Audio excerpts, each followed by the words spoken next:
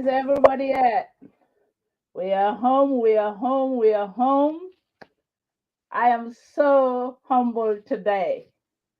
I have a special guest. I could not emphasize that enough. Where's everybody at? Please join us, Binto Media Network. We are up again every Sunday. Today is another Sunday. Everybody is welcome. Mbali tentula mbali jayila leftali be saynan suokono.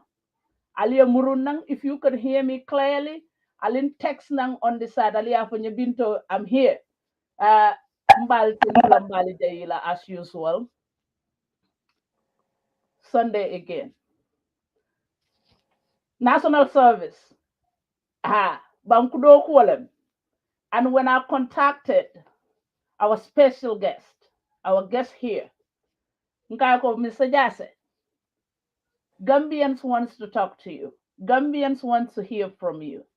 Akonye Binta,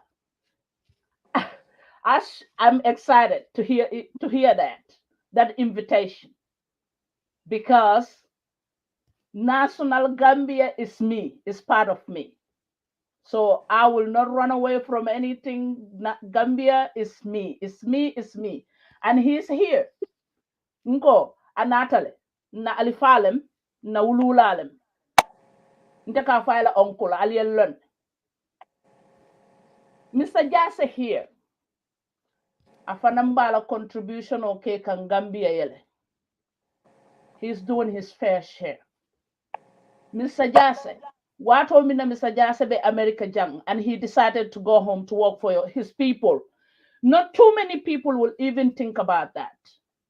But he said, I'm not going to be selfish, stay in America here, stay successful, and will not do anything for my people. That's why when I think about him, his history, and still going back and forth and said, I'm home, I'm home, I'm home over and over again. I get emotional. Thank you. So we are here with him. Please, when you join us, the platform's legacy is what? Respect. Write something that we could share with our children and grandchildren tomorrow. They will not come and say, well, Binto Media Network, we saw Omar type this, and this. Please leave a legacy. Mr. Jasseh here is doing her fair share. And he's a legend right here. So let's write something. Let make sense. Let's ask him questions. He can educate us. So mbalten tula mbali jayila muruntali nan koteke. The introduction will stop here. We'll move on. Allah barak. Mr. Jasseh. Yes. Good day. Thank you. Good day to you too. Good day, Mr. Jasseh. Good day, Binta. Assalamu alaikum. First of all, I will say, I don't even know what to say. Let me just say, I'm humble. That's all I can say. Mr. Jasseh, you are welcome to Binto Media Network. We are grassroots. We don't have that education. We might not get the education in class, but about our nation is our responsibility to learn something. That's why we create this platform. We only have discussions on Sunday. We bring people like you. We want to know your contribution. Why you contributing? Why you put in all that sacrifice? Why, and why? So you will hear so many whys today, but we are grateful too. So you are welcome to Binto Media Network. Thank you. Mm-hmm. You are welcome. Thank you. Mm-hmm. When I first came in the United States in 1977. Okay. I came for a visit. At the time, I was working for Gambia Airways, and I had a vacation. And I said I wanted to go to New York. I went to New York. I didn't know anyone in New York. On arrival in New York is when I started looking for Gambians, and I was able to track a few. And I stayed for like 4 weeks, and then I returned to Gambia, back to my job. And then I decided that in the near future, I would like to revisit the United States. But then I was very interested in politics. And my first intention was that I wanted to participate politically in a Western country. Yes. I went to Copenhagen, Denmark. I stayed in Denmark for a few years. My intention was to actually start volunteering with the political parties there and eventually get into Danish politics. But Right. I persistently had a problem learning Danish to that level. Okay. Okay. So in 1983, Uh-huh. a friend of mine who was a childhood friend and who also worked with me at Gambia Airways, who was Mhm. then in the United States, Mhm. suggested I should come and attend Georgia State instead of wasting time in Denmark struggling with the Danish. Uh-huh. So I came to the United States in 1983. If I remember well, it was 23rd of April, 19.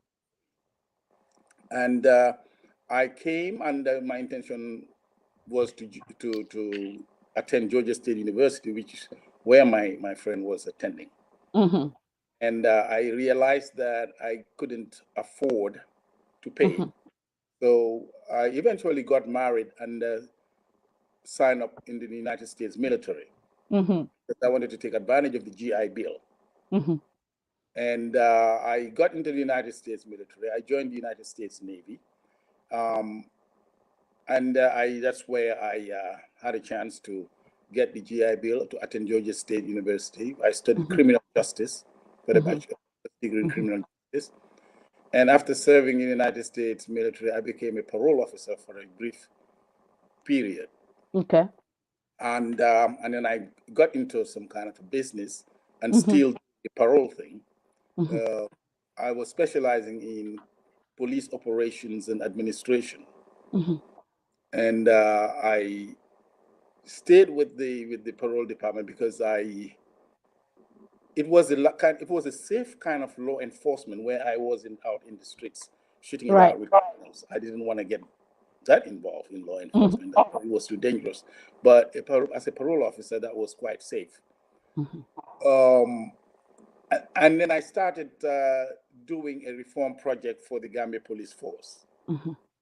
I visited the country. I had a chance to look at the police and thought that maybe there are a few things we could do to improve on police services in the country. I wrote a reform project, prepared a reform project, and I was assisted by the then he was the ambassador to the United Nations, Mr. Gray Johnson. Yes. Gray Johnson, then ambassador to the United Nations, who was familiar with my project and decided that he was going to extend it to the Jame government, and he did. And the German government that's when they invited me to come over. Particularly Mr. Pasala Jan, who was then the Inspector General of Police, was very interested to have me on board to work with him. And I went, and unfortunately, when I got there, he was retiring on medical grounds, and they had suggested that I'll be appointed as the Inspector General of Police at the time. But the then Minister of Interior, Mr. Usman Baji, and my own father thought that would be a bad idea because they thought that, well, no, you've been away for too long. Maybe you need time to actually study the environment. And they were more concerned about, really, more about juju things than anything else. Exactly. Exactly. Concerned about that, but they were. And it was agreed that they would revitalize the position of police advisor, which was existing at the time officially, but was named, but didn't have anyone to fill that position. And I was appointed to that position as advisor to the IGP, who was then Mr. King, Mr. Rex King. April 10th, from the April 10th incident, Mr. King retired from the police, and I was appointed Deputy Inspector General of Police, and the late Sampung Baji became Inspector General of Police. One of the reasons that I persistently turned to Gambia was when I joined the United States military. That was where I learned, within the US military, I learned what it meant to be patriotic. Yes. Americans are very, very patriotic. I had a lot of energy for patriotism But actually, because I wasn't born in the US, I wanted to channel it to where I was born. And that's why I went to Gambia to do what I could in the area in which I felt I could positively contribute, which is law enforcement and security in general, which is why I went to the police. And my experience is serving in the police, and which is very similar to what many Gambians have experienced working in different sectors, is that we do not have the culture of doing things according to procedures, according to law, and according to good practices. We arbitrarily do things. Even promotions are arbitrarily done. Someone would, as you know, there were people who were privates in the army and turned out to be generals overnight without the required education, the required experience, and all of the other protocols that must be in place before people reach certain ranks. And I became very frustrated with it because I felt like it would be very difficult to make the positive impact that you may want to make because there weren't many people who would share your point of view. Exactly. There are people who would, but that wasn't enough. The vast majority were just not coming to work to actually serve. They're coming to work as routine. It's just part of their daily routine to come there. And I noticed that there weren't much efforts being done to improve on the police because the political interference from the State House into the services was such that even if you intended to do the right thing, you could get in trouble trying to do the right thing. Because if the right thing you're trying to do is not to the political interests of certain individuals, you are likely to be in trouble. But I kept saying that this is our country somehow. If we have enough who want to build it, we can overcome those who want to destroy it. Because I was determined to utilize my energy of patriotism into the Gambia, and up to this day, too. And then the things got worse because not only, in my view, did we have a very bad government, people were now dying, people were being killed, arbitrary arrests, people were disappearing. And I felt, most of the time, I felt I could be a victim. And I was arrested over 5 times and kept either at the police station or at the NIA, and then released without charge. And up to this day, most of the time, I don't even know why I was arrested. They would disrupt my life, and just like most Gambians who went through the same experiences. And I got fed up with it. I said, Jammeh must go. To hell with it. This is our country. If he can govern according to the law, then we have a right to lead. He has a right to govern. But if he's going to govern outside of the law, it's our obligation, our right, God-given right to stop him. I believe in that view. And but I wasn't in a position to do it. And when I saw people who were sharing my view, because generally the entire Gambian population were fed up, but not many had the courage to actually act upon that. They would complain at home, in the streets, in some views, and at some point they were even afraid to complain because people were listening to them and take these reports, probably even exaggerate on them, and before you know it, they're arrested or they disappear, or some horrible things would happen. And when Mr. Ndurcham, I got to tell me about why it was important that that Gambia, through the military, remove Jammeh, I decided that, okay, I'm going to listen to them. And after listening to them, I could see some solution in their suggestions, but I thought that maybe it has to be guided in such a way that we don't repeat Yahya Jammeh.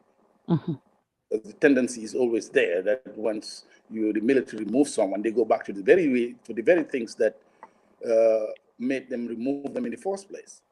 So we reached some agreements that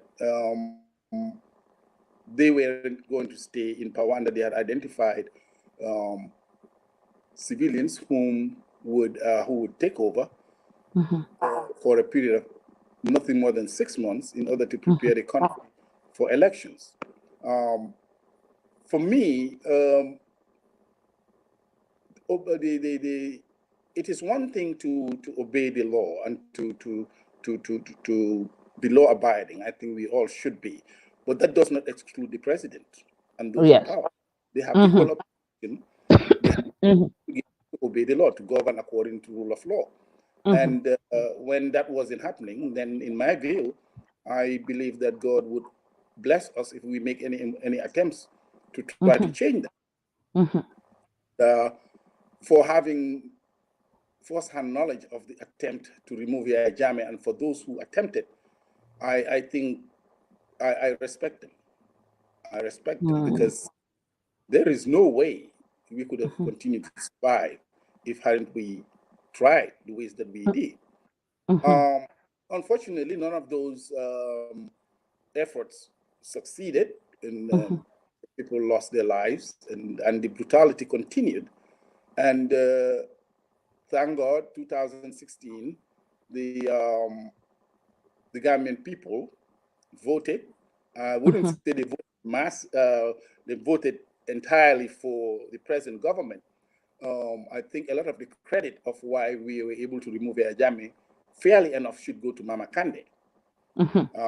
If Mama Kandeh he got most of the votes, if Mama Kandeh was in the picture, there is no telling what could have happened. He get Jammeh's votes. Yes, we could big bad Jammeh's votes. So I still hold a tremendous amount of respect for that gentleman for what he did, because he may not be getting the type of recognition he should, but I personally realized that had it not been for him, there is no telling how things could have gone. And thank God that happened. Now, in 2016, when the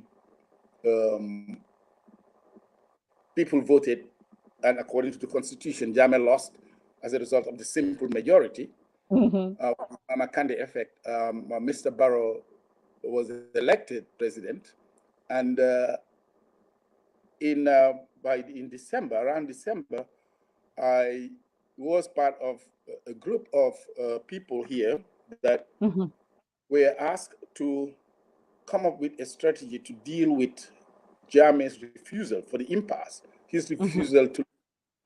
And I was contacted by a company called J.W. Waterman.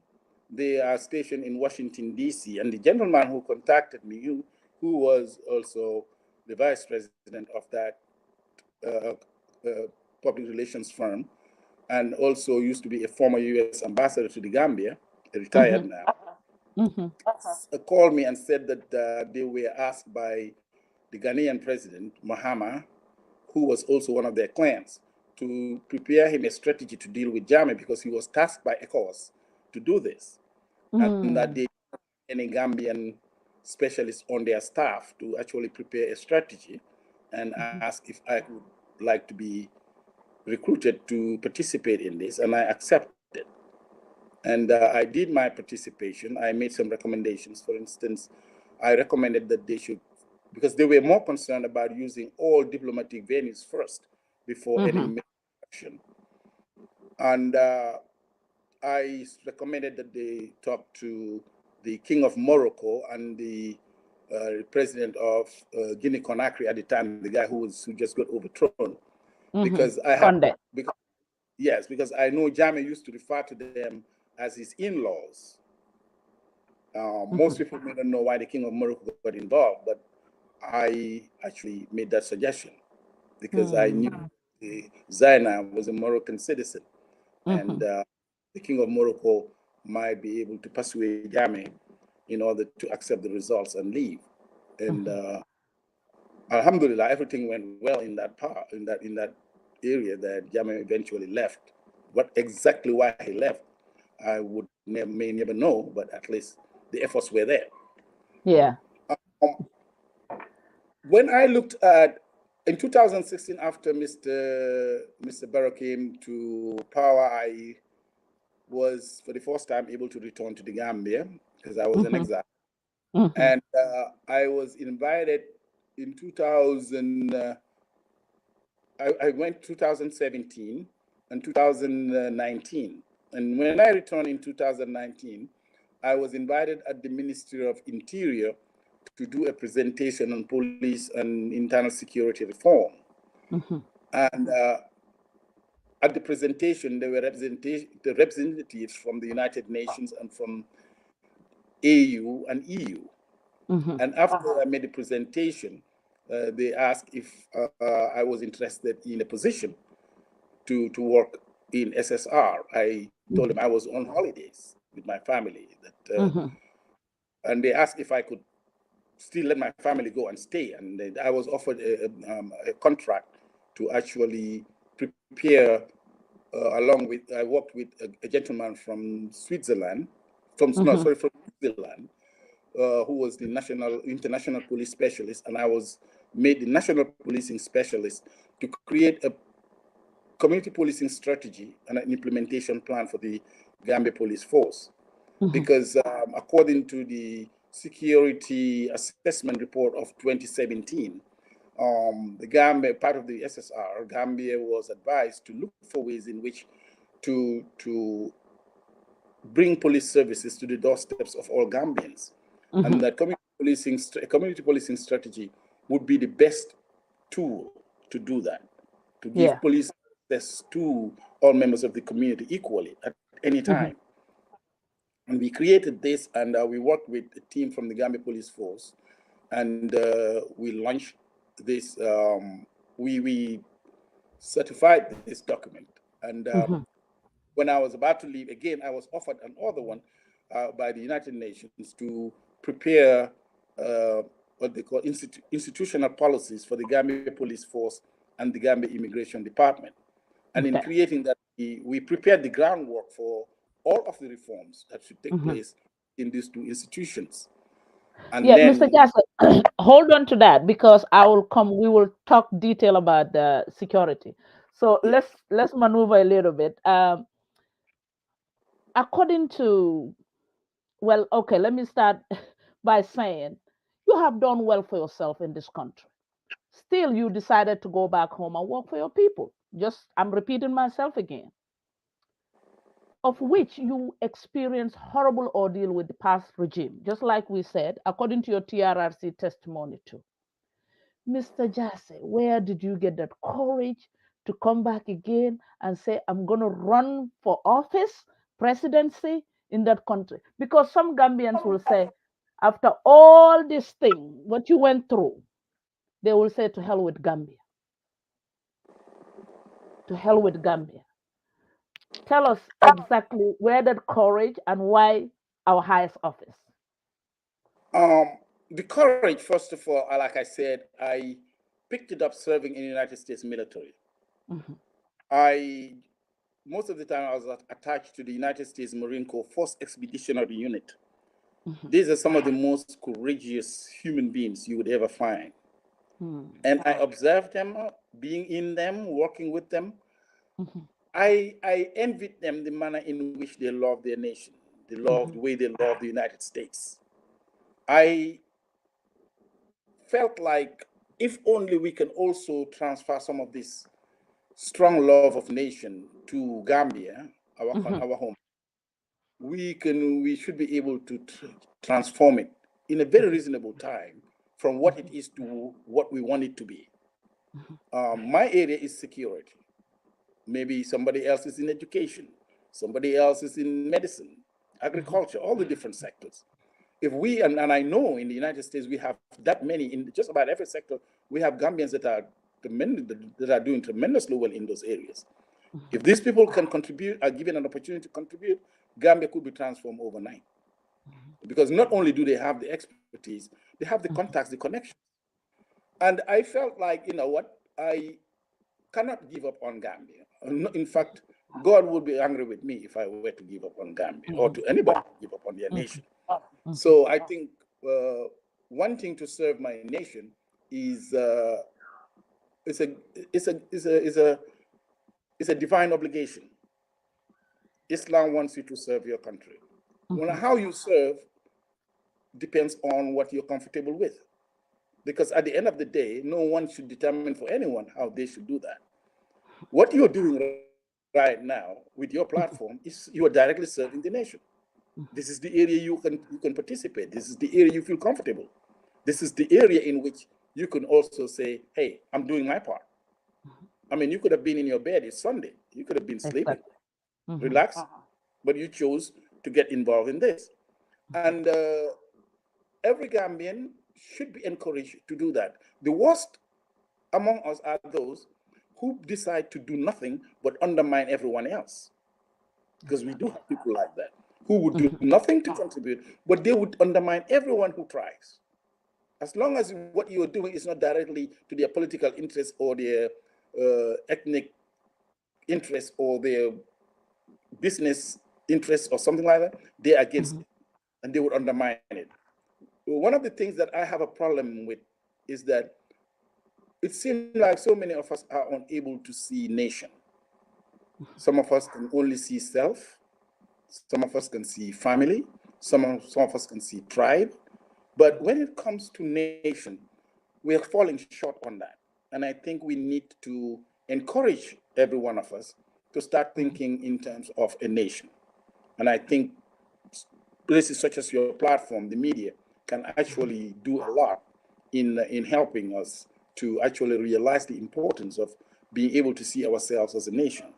Because I think that is what has helped so many countries to progress. I'm going back to the reason why I decided to come and run for office is after I was given these contracts, I realized there wasn't much movement in actually putting into action most of the recommendations that were made in terms of the security sector reforms. And I concluded that if there isn't much being done in security sector reforms, I'm sure there isn't much being done in education or agriculture or the environment or finance or the economy or the health. Everything is stagnant. And I felt, okay, I'm not going to sit here and complain about these things. I am a Gambian like any other. I have a voice. I am going to use my resources, which I'm going to deprive my family of, and spend it into a campaign. And hopefully I can create a campaign in which I can vie for the office. And that would be my first plan. And then my second plan would be, if I am unable to move further, I should be able to identify someone I can work with to help them get to where I was trying to get to. And when I started my campaign, our intention was to actually, because we didn't have the resources at the time the time to collect the 10,000 signatures as well as the $1 million to register a political party. Our strategy was to structure ourselves as a political party, operate as a political party, but not registered. So when it comes to the presidency for nomination, I would step forward as an independent candidate. But apart from that, everything else about us is in the form of a party, and we call ourselves our Homeland, because we felt that name is one that every Gambian can relate to, especially when you sing a national anthem. You cannot avoid saying our homeland. Our homeland, yeah. So we, Exactly. so we decided to use it as a banner, and then we would register it later. But everything else worked as a party. We have an executive. We have throughout the country we have representatives. We were completely structured as a party. And after it became quite clear, after we do the campaigning and do our studies on the ground to look at what was likely to be the outcome of a presidential election, Mr. Adama Barrow kept coming up as the favorite for many people. And even in Banjul, when Banjulians, where I came from, or where I come from, Yeah. yeah, heard of me wanting to run for office. Actually, I received three delegations who actually came to plea with me to say, number one, we've already started working with Mr. Barrow. Okay. Number two, we believe that he is a better candidate to talk to work with. And we would like you, as son of Banjul, when you reach a point in which you are going to join someone, please consider, let him be one of those that you consider. In essence, what they were simply telling me was, please go join him. But they couldn't come out right to say that. Exactly. And these are people whom I respect. Some of these are people who came And as the elders. they were also trying to tell you, just don't worry about running. They were don't worry about running, just join him. Yeah, because they said that uh, I mean, the chances of you winning is almost zero. Yes. And after you've spent your resources and build up your political base, don't squander it. Utilize it. Find a way to utilize it. And in their view, one of the best ways to utilize that would be to use it along with Mr. Barrow. That was one area in which I was getting these vibes about joining Mr. Barrow. And members of my executive were also in during the latter days of the campaign, up to the time my nomination, were also having meetings with the NPP executives. And there was some talk going on about coming together. And after the nomination, when we were trying to get the bits and pieces that were left to complete the nomination process, the executive decided that this is the right time to approach me to look for an alternative by teaming up with another political party or another candidate. And they all suggested Mr. Barrow. And then that's when I realized that there was some discussions going on between the two camps. I was not even aware because I think maybe out of respect they wanted for me to see more of the reality before they came up and say, Mr. Jasseh, I think this is what we should do. So, And was there any agreement between your team and MPP? the agreement was to join together to make sure that Mr. Barrow is elected. We did not, and I was not interested in any, I give you support, you give me position. No. That's not how I operate. Maybe it's because I believe I have other options. I mean, there are other, basically, that's what it was. We were not concerned, and up to now, we are not concerned about positions. We are concerned about helping Mr. Barrow govern right for the Gambian people. Because when we looked at the time in 2016, up to the 3-year Jotna, and after that, we concluded as a party, as a political organization, that the first 3 years was not entirely Mr. Barrow running the show. Mr. Dabo had a tremendous amount of influence in how things were done. And if we are to be dissatisfied in general with what is going on, Mr. Dabo cannot escape the blame either, because he was very influential, very prominent in the decision-making process. So whatever failures that government was to register, part of it must go to Mr. Dabo himself. And that was why we decided we weren't going with him. And then we look at what Mr. Barrow did after Mr. Dabo left. And then we realized that there were a tremendous amount of infrastructural development that were going on, a lot of new projects that were started. And we felt like, okay, it is best to help this man complete what he has started in the last 3 years, in which he became very active without the influence of the UDP, and give him a chance to finish it. And that chance should not exceed 5 years. We are going to reevaluate him at the end of the 5 years. But so far, of all the candidates, he is the one who has started something, and we believe that he is the one that should be given the opportunity to finish what he has started. We looked at Mr. Salah, and we concluded that Mr. Salah was not, in our view, has not registered the type of record that would actually make us believe that he could be a good president. In fact, in my view, I think Mr. Saleh will always be a very good opposition member. But when it comes to being a president, if you are unable to win the presidency after 35 years, my view is that you should not attempt. You should have given someone else an opportunity and pushed them. Because sometimes you may have a good message, but maybe your messaging is what people may have a problem with. And at the end of the day, it doesn't matter how good you are. If you are unable to win the elections, you cannot be president. Exactly.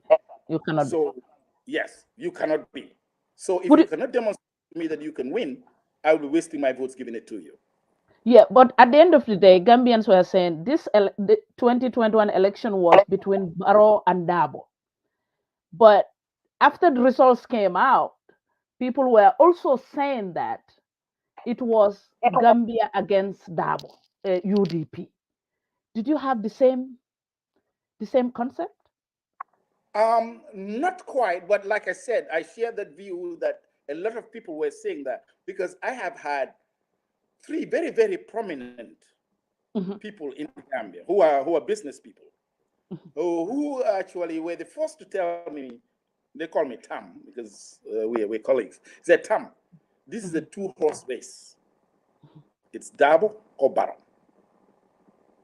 And all three of them, based upon the conversation we had, were definitely not for Dabo. They were not for Dabo because one of them said that the reason why because I wanted to know their view why they were not for Dabo. And two of them first said about the tribalistic thing.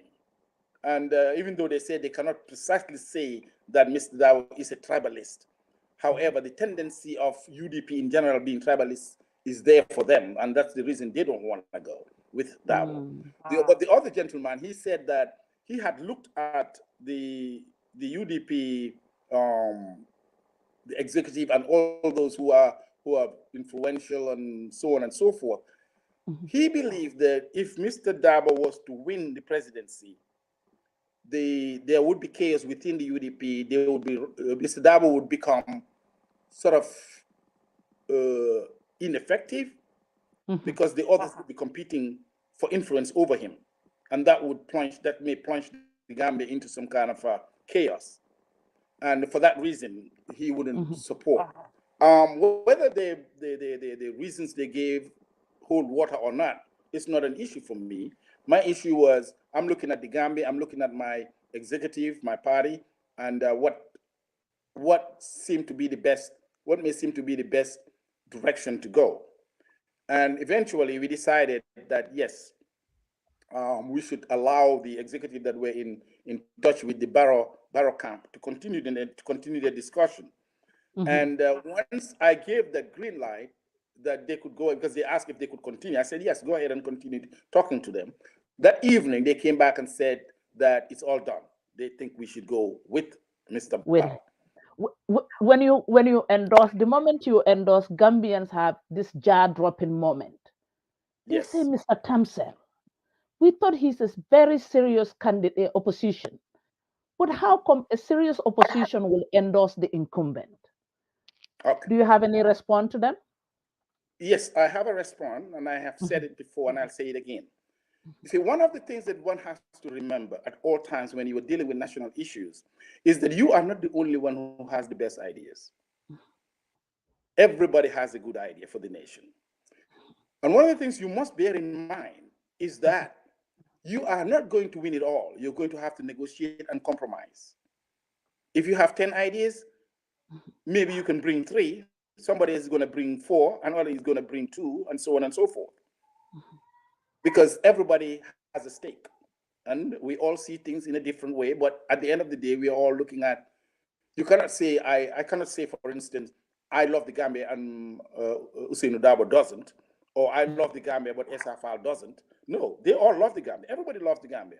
It's the manner in which we want to express that love and that what we want to do for the nation. That's where we have the differences. And at the back of our minds, we always knew there is bound to be compromise. Because if you look at 2016, there was a compromise. That's why they were able to remove Jammeh. And right now, when we looked at the reality on the ground, because we've been out campaigning, we realized that there is going to be it's going to be very difficult to have Mr. Barrow out of the picture. He was the picture, number one. Number two, none of the other candidates, Mr. SFL, in my view, may be a very good lawyer, but I had my doubts. I could not gauge him on anything when it comes to governance. He has no record of governance. So if they were competing for a lawyer position, I'll vote for him because he's a good lawyer. He has demonstrated that. Number Mr. Jammeh, he is more of a technocrat. Okay. He is more of a technocrat, not a politician as such. He can definitely contribute tremendously in our national development, but not to the point that I wanted to help him become president. Because there is nothing I could look at based on his record to say he could be a good president. Mr. Usainu Dabo, I judged him entirely during the time that he was vice president. And I am of the view that many of the problems we have faced presently in the Gambia is a result of decisions that were made in 2016. And as a result, Mr. Dabo, having been, quite frankly, the most influential, probably the most powerful in terms of, having influence, he cannot remove himself from that blame. And I used his record as vice president at the time that he was in government as a yardstick to measure what he may be as a president. And I wasn't comfortable with that. Neither was my team. When you look at Mama Kande, he played an extremely important role in 2016. Exactly. I am not, frankly, I will not entrust the nation to Mama Kande. I will not do that. He has not shown me a record of what he would do as a president. Okay. Then I looked at it was Mama Kande, Esapal, Halifa Saleh, Mr. Dabo, Mr. Jammeh, and now Mr. Barrow. Mr. Barrow, Right. yes. Yeah, when I looked at Mr. Barrow, he's the only one with a presidential record. Whatever is faulty of his presidency, I can excuse him. In this time around, I can excuse him because, quite frankly, being inexperienced in government when he became president and having the UDP and particularly Mr. Dabo being the most influential figure in over him, I would say that he may not have been directly responsible, even though legally he is the president. The buck stops with him. However, I felt like the influence of Mr. Dabo actually played a role in the manner in which he performed. And therefore, I am not going to judge him for the first 3 years. I'm going to judge him for the last 2. And I am satisfied with what he tried to do in the last 2, because as I was involved in the SSR, I was aware of what government was trying to do, especially in the area of the security sector reforms. Reform, okay. I knew what he was trying to do. And I felt like, okay, for the next 5 years, among the 6 people, this is the man that I think is safer to support. It's safer to assist so that he can at least, at a minimum, finish what he started, because I have seen some of his developments up in the country when I travel with him across the country. And that I think he should be given that opportunity, which is what we did as a party. And when I came on board, I realized also that there are many people who shared my view who came to join him. And one of the things that many people do not know, and I think we need to be very careful, Gambian intellectuals have a tendency to underrate our presidents. Before you go to that point, because that's where I want to direct you. Some will say he's not educated. Some were saying he was a sleeping president. Some were saying the country will be concerned about issues. His entire government, nobody will come out and tell us what is going on in terms of security. When it was the thieves, people are getting killed, people are getting attacked, women are getting attacked in the morning on their way to the market. Ministers will not come out communication, no transparency in any form. They don't like the media. President Barrow was just behind. So what would you say to some of those? What would you say to some of those issues that people pinpoint out? All right, let's start with the sleeping part that you said. Yeah. Uh-huh. To meeting Mr. Barrow, going on social media, I see a lot of those claims being made that he's always sleeping, he's dozing, and all of that. Yes. And then I had a chance to stay with him for almost a period of almost a month, in which I see him every day. We have breakfast together, lunch, and sometimes dinner. And many times we would just sit here and talk. Let me tell you one thing. Uh, You and I have more sleep than that man. really?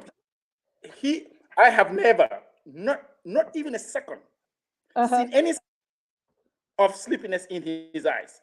You see, this is why I am going to want to go back and say we have a tendency to underrate our presidents. One thing I can tell you for sure, believe me, Binta, God Almighty is not going to make you a president and not fortify you in one way or another, because God knows that so many lives are depending on your leadership. That man, we would go to our meetings. We would close by 1 o'clock in the morning.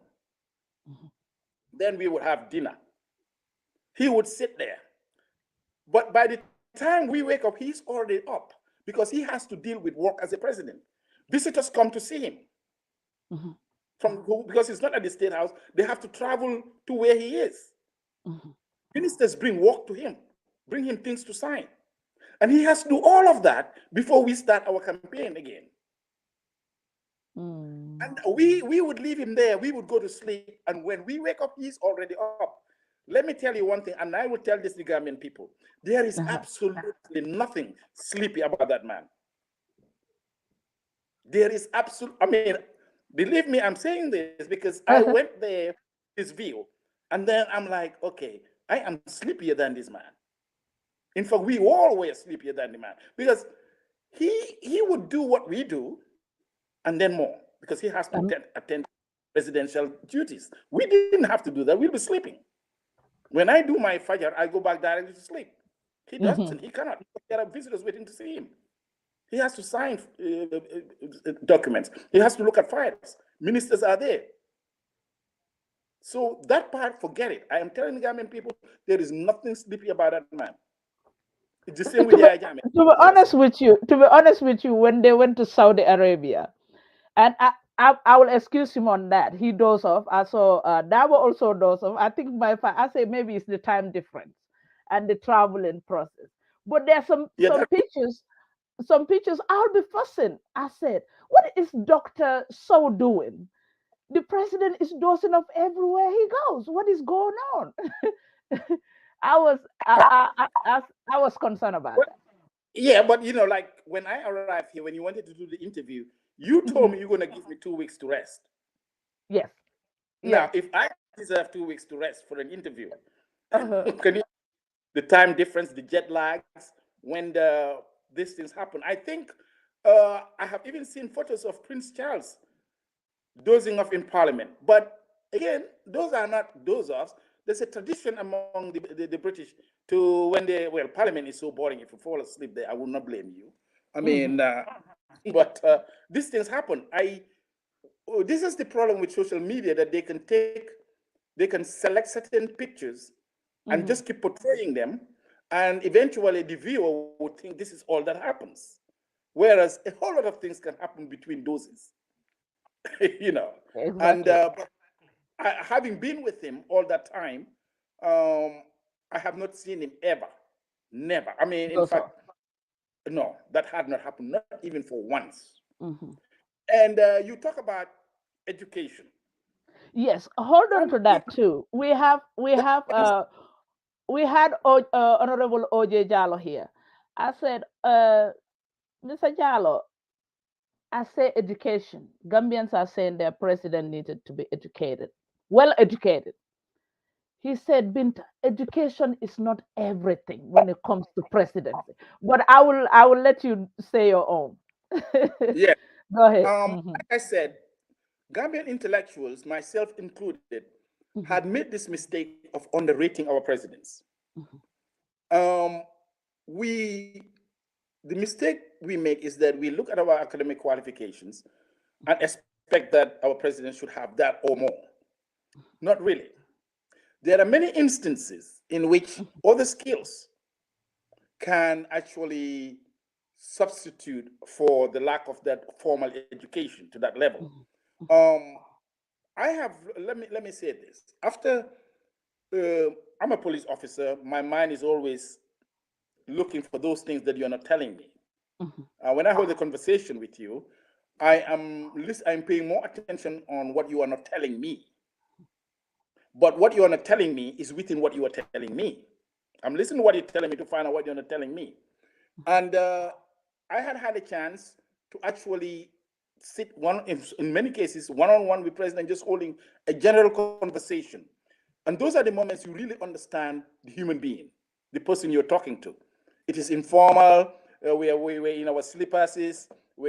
Everybody's just holding a drink and talking. We're talking about family. That's where the real human beings come out. That's where you begin to either like or dislike people, or to believe them or disbelieve them. And I came to the realization that he has one quality that is not taught in any school. I will tell you right now, if you were to sit with him for 15 minutes, Hmm. just hold a general conversation, you're going to end up liking him. Oh. He Hmm. will make you laugh. He will talk like he's a debantabar. He will talk to you Hmm. like he's known you all the time. He would call you by first name. Hey, Binta, Binta, nakali. You would Hmm. feel that he is including you in his business. Hmm. He is making you feel like if he succeeds, you will succeed. If he fails, you will fail.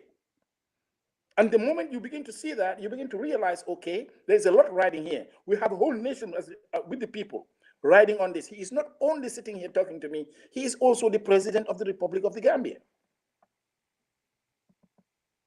And all of these things must have an impact on what decisions you make, what attitudes you have, what you're willing to do with him. We don't do anything for him. We do it with him for the Gambia. Because whether we like it or not, with all the education that, say, Mr. Salah has, with all the education that Mr. Fall has, with all the education that all the other candidates, Mr. Dabo, have, who is the president? Barrow. Thank you, ma'am. Now, if I have ideas in the nation, who should I talk to? Barrow or Dabo or SFL or anybody else? Barrow. There you Hmm. go. So Yeah. I have to understand that I have to look at that reality and I have to act based on that reality. That just because I did not win doesn't mean I should pack my things and go home. No, I can stand around and join the other team. Because whether I like it or not, that team is going to represent me. So if they give me an opportunity to be with them, I must be a fool not to take it. Hmm. Because one of my advisors here in the US told me when he learned that I was with the president in the Hmm. campaign, he said to me, it is better to be at the table talking to the president rather than be outside and yelling through the window. Exactly. Nothing That's will what get done. Hmm. they're outside yelling through the window. I have an Hmm. opportunity to be at the table. And let me tell you, Mister, if you had an idea and you met with him, he will listen to you. This is the problem. There is nothing about him that's arrogant, disrespectful, evil, or wicked. Nothing. He would he, Hmm. he would make you feel like he needs you. You don't need him. Because when we went to, like for instance, when my team and I agreed that okay, we would endorse Mr. Barrow. Hmm.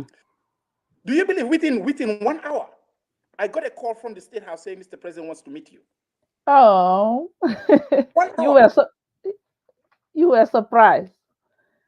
I was surprised that Oh. he sent word that he wanted to meet me. I went there and I sent word back and said, I want to go there with my team. I selected 9 people and myself 10. We went there. I am telling you the respect that he showed us on our arrival and the manner in which he received us, how he talked to us with the media and everything, came out and took the pictures. He is the one that made you feel like he needs you. You don't need him. So you're trying to tell me he have a good character?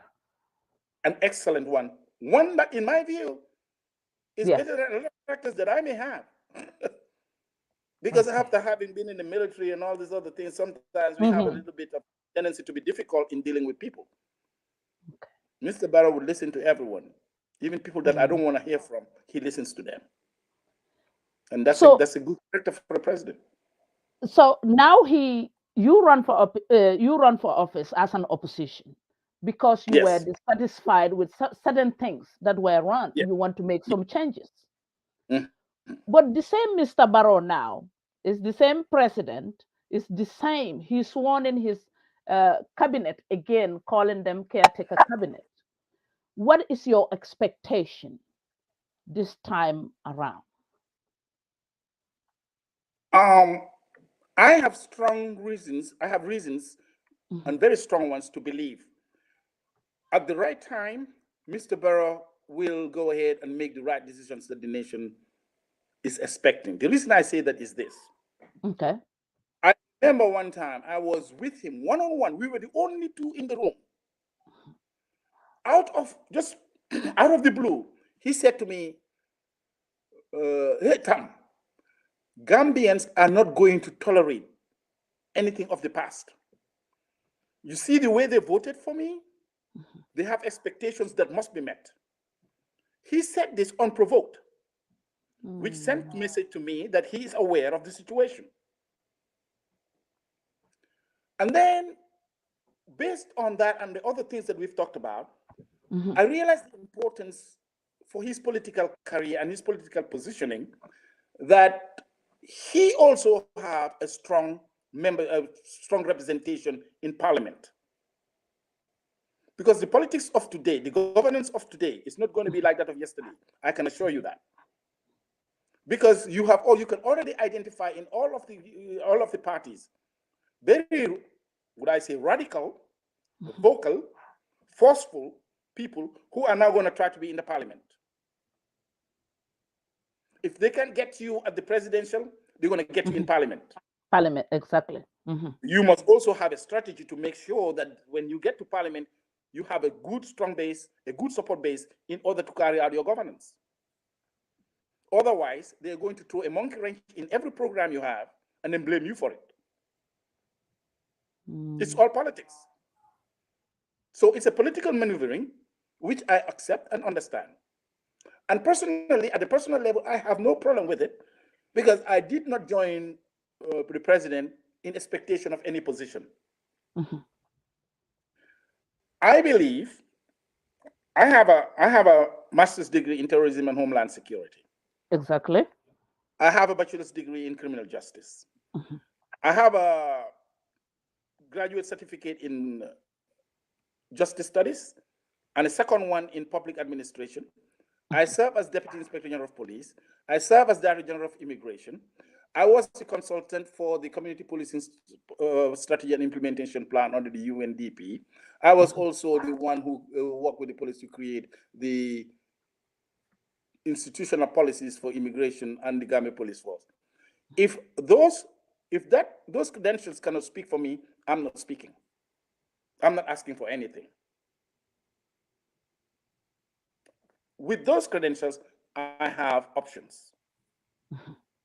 So I am wholeheartedly supporting the president because I want to give him an opportunity to do for us as a nation what we want done. Because at the end of the day, he's the one that was elected as president, not me, not anybody else. So we have to recognize, respect, and accept that. We cannot do anything about it. We can be as angry as we want to be. That will not change it. So you might as well join in a positive way and help to make it a success. Or sit on the side. Yeah. And I don't want to sit on the side. Yeah. You joined the campaign. You have seen the politics in Gambia, Mr. Jasseh. When you are a little bit successful, I'm talking about not even you. People like me, we are not successful. We just if I should go today and tell my grandparents they are not alive, but and tell other people that are in my family and said, well, I want to join politics. First thing they will say, are you crazy? What will even make you think, Gambian politics? So, but anyway, the reason I'm saying that is not the easiest politics. My question to you is, what were your dissatisfaction in our politics and needs to change so we could always be able to choose the right people? Like I said in the beginning of our conversation, that we all have an obligation to contribute towards our national development. But it's up to us to choose in what way we can do that, what we are comfortable with, and how we think we will be more effective. Making the decision to enter politics, there are two things in it that took me by surprise. The cost, the monetary cost, how you have to deprive your family of those finances and spend it in politics. Because in Gambian politics, you are the leader, you do the spending. Most of the spending is on you. And we are not wealthy. But we believe in our message strong enough to invest our money in it and try to win the support of the people to do that. And the other part is the tremendous amount of indiscipline and disrespect that comes with the territory from those people who simply do not share your political point of view. They have no other reason to be rude and disrespectful just because you do not share their political point of view. You do not support the candidate they support. All of this comes with the territory. You're not going to ignore your campaign and start educating people as to why we should respect each other. You let life itself teach them that at some point in their lives. But I would like to stop here and say that we really need to tone down on the disrespect and the sort of ridicule that we try to do to our political leaders. I have seen certain pictures of especially Mr. Dabo and Mr. Barrow, that I felt sorry for these two men. I felt sorry. I felt like this, whether we know it or not, one of these is going to be our president.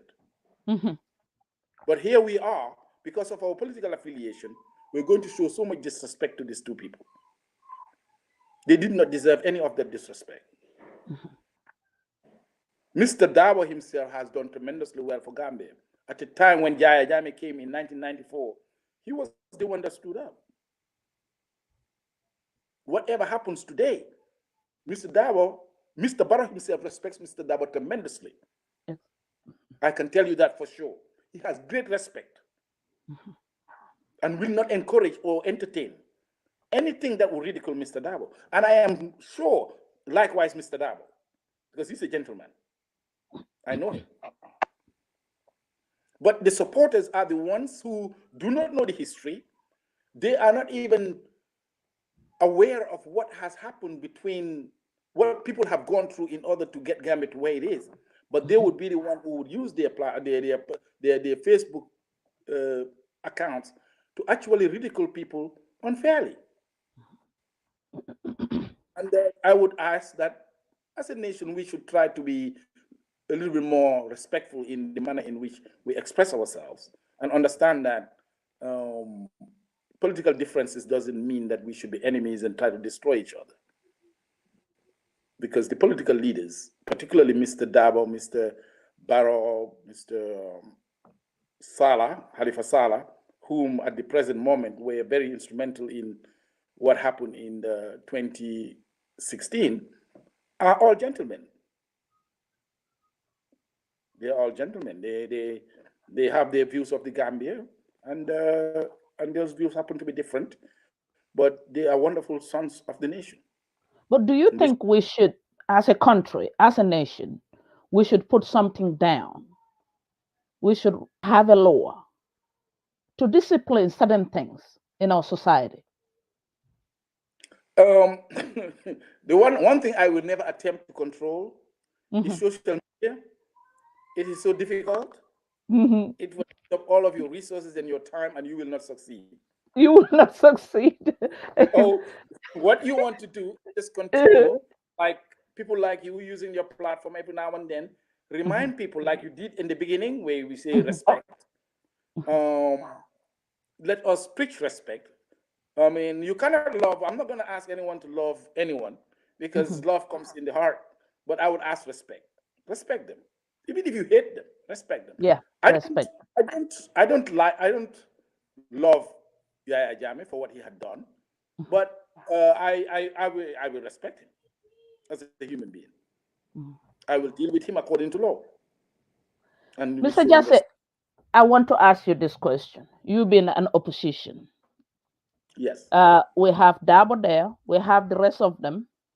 Hmm. Gambians are mourning for reconciliation. They Hmm. say politics has destroyed people, neighbors, families.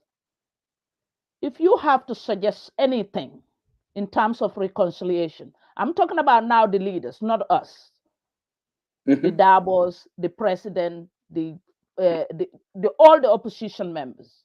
What should Hmm. they do together to show us Gambians, this is what we need to do. This is the right way. This is what we need to do to reconcile. What Yeah. will that be? In 2017, there was Mhm. a team of international experts and Gambian local experts that actually did a security assessment of the country Mhm. after President Jammeh. And one of the things they highlighted as a national security threat Mhm. is partition politics, and that we must pay attention to that. Otherwise, it may have the potential to create trouble in the country. And I think the IEC has done tremendously well, and other organizations, in trying to bring political dialogue into all of the political parties.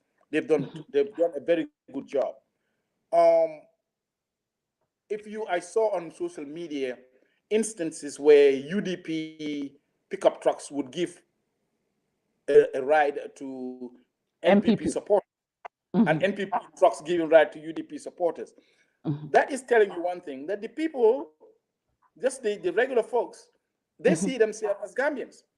They don't have a problem with any of these things. Um, but the leadership must demonstrate that they are willing to compromise and work together to create a better nation for all of us. And Mhm. however, right now, it's a bit too early to expect those efforts because number one, the elections had just passed. Mhm. The UDP had contested the results of the election, Mhm. and that had just passed.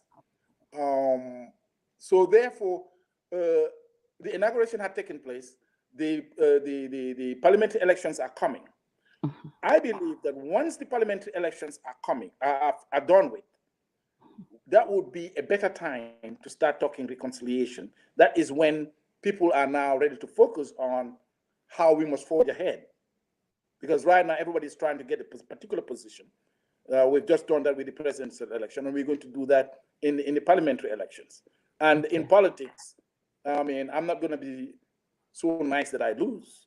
Mhm. I don't want to lose. So let's give them the room. As long for what's going on right now, for the way things are going, it's not it's not a threat. There is no looming threat. Okay. So let's give them another month or two to finish with the parliamentary elections. Then we will begin to talk reconciliation. And I think everyone is ready for reconciliation. I believe that. Okay. I have hope Okay. that the Gambian political leaders will actually do what is necessary to send that message to the entire nation. Okay. But when we talk about a reconciliation, PRRC is also part of it. You were a victim. I'm so sorry about that. But recommendations are out. We are waiting on the white paper. Still, what advice do you have for the victims like you? Um, the I will send you a link when I'm done. Okay. It's an interview I did with the Voice of America back in 2014, in which they asked me what I thought was the way forward. And at the time, I had just created the Gambia Association for Peace and Reconciliation. I was working on that even before, in 2014, when Jammeh was still president. And in 2016, after Jammeh left and the Gambia government took up the TRRC, I did not see a need to continue my organization, because I thought the government of the Gambia, with the international community, would do a much better job than I would. So that's why we squashed off that organization, but we had it. Listen, we are talking about a nation. There is no one of us that is bigger than the nation. So we have got to understand that at the end of the day, we are not going to destroy the nation just because you are angry. We cannot do that. I mean, we'll find a way to either calm you down, compensate you, do whatever that needs to be done in order for you to accept that the nation must go on.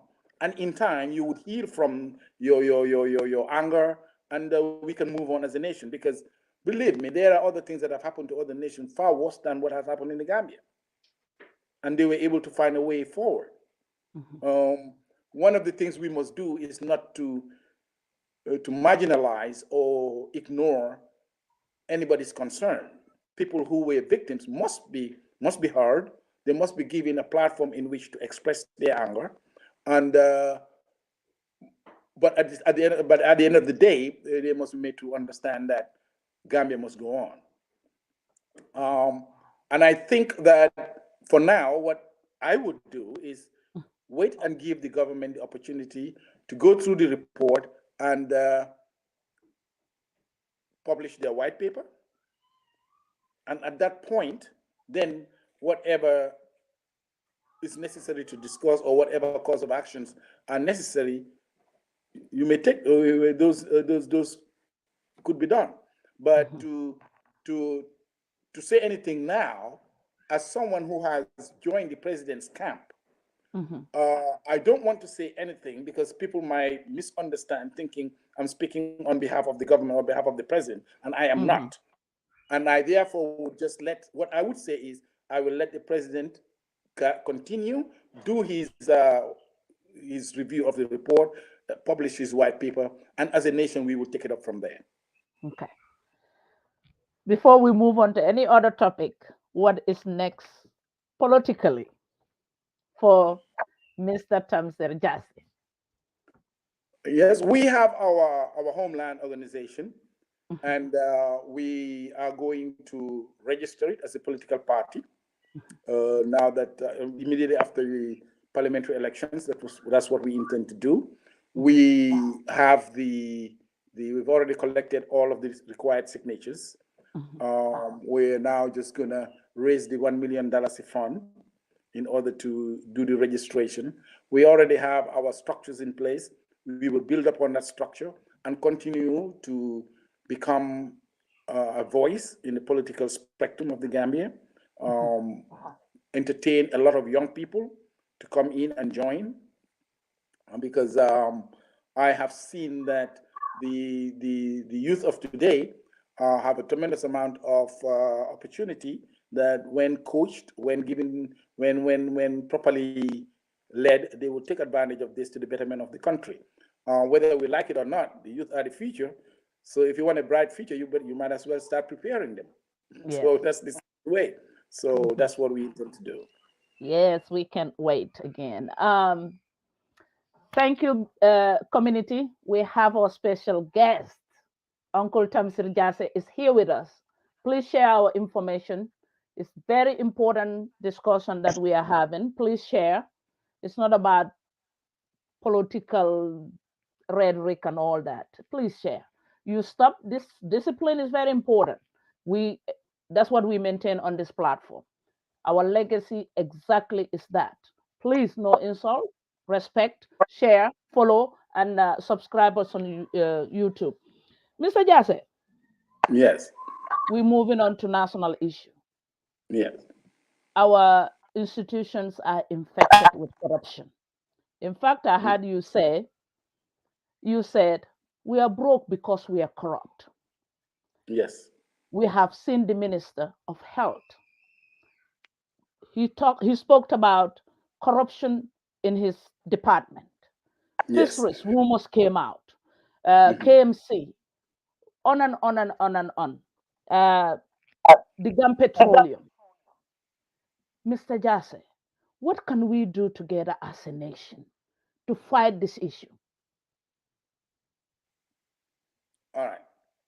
When I was in my campaign, Mhm, the strategy that I put forward to the Gambian people as a solution to the problem mhm, was that I would recommend, and I would also recommend this to Mr. Barrow. I don't know precisely what he would want to do, but what I would do mhm, is that for every sector, um, we try to come up with one holistic action that would mhm, address all of these issues of corruption, of incompetency, of lack of procedures, of so many things that plague our institutions and our different sectors.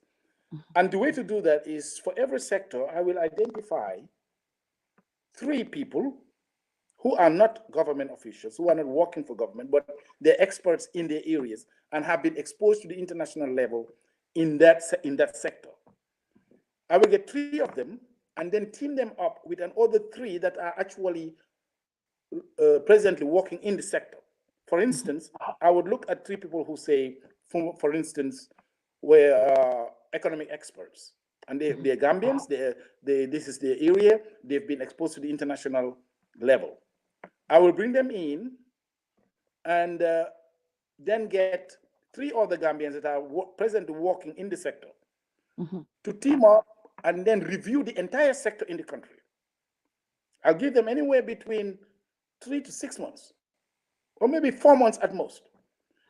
What I want them to do is to review the entire sector, identify all of the problems we have in the sector, identify the gaps, the training needs, the resources that are needed in order to bring it up to date, and where the corruption, how the corruption takes place, and what measures could be taken to stop that corruption within that sector, and bring all of that to me. If you get that report from every single sector, mhm, you now have the entire nation. And part of their task is once they identify the problems, they must come up with solutions to solve the problem. And once every sector is brought in, education, health, security, agriculture, environment, you name it, mhm, they bring all of these reports from these different sectors. mhm, Now they are tasked to go ahead and correct it with a time frame. Because once you get that assessment, mhm, you have an assessment of every sector in the country. You know exactly where the country stands in every sector. This is where we are in education. This is where we're in health. This is where we're in energy. This is where we're in security. And these are the problems we have, and these are the solutions. We can talk to our development partners, and then we can prioritize and start solving them. And maybe we can make it a 5-year development plan or a 5-year project in which at the mhm, end of the 5th year, we would have solved all of these problems in the different sectors. And maybe that would be a starting point. That may not be the exact way it would proceed for the next 5 years, but at least it's a starting point in which Gambians will now say, okay, something is being done about education, something is being mhm, done about health, something is being done about agriculture, something is being done about security, and so on and so forth. And then we would tighten the nuts, screw in the bolts as we move along. And one of the things I also realize is that most departments in the Gambia do not have a standard operating procedure. Many mhm. people working for government now, where if you were to meet them in their office and say, give them a piece of paper and ask them, tell me what you think your job is. You'll be surprised that many of them don't even have a job description. Uh, well, well, I asked someone. Someone called me. He said he want to run for National Assembly. Then I asked him, I said, what is their job description? He said, what? I said, what is National Assembly? What is their job description? He said, what is that? Yeah. What is that? So Yeah. I said, what are they supposed to do when you're a National Assembly member? He don't know, but he want to run for National Assembly.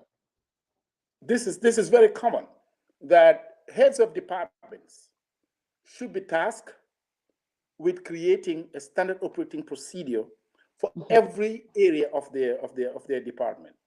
And once you have the standard operating procedure, then you would identify the positions that are required and what they need to do in those positions. And from there, you can develop a job description, even if it's a generic one. And as time goes on, we will perfect it. But we will have something to start with. For instance, when I went into the immigration department, people were taking up to 1 month to get a passport. Yes. In Gambia, that was not necessary.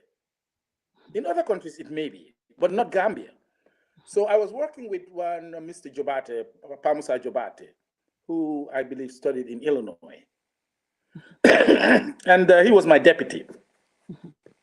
He came up with the idea that we should take the 7-page application form and shrink it. And it was shrunk to 2. To this day, we're using those 2. Just 2 pages, that's all you need. And because part of the original applications, we're asking for what your father did. What was the profession of your father? My father died years ago. Why would it matter what he did for me to have a passport to travel? This way, there were so many unnecessary questions. So we cut it down to what was necessary. And then we created a standard operating procedure to where when it will take you nothing more than 72 hours to get your passport. And it worked. You just make sure you follow the procedure. This is what we need in departments.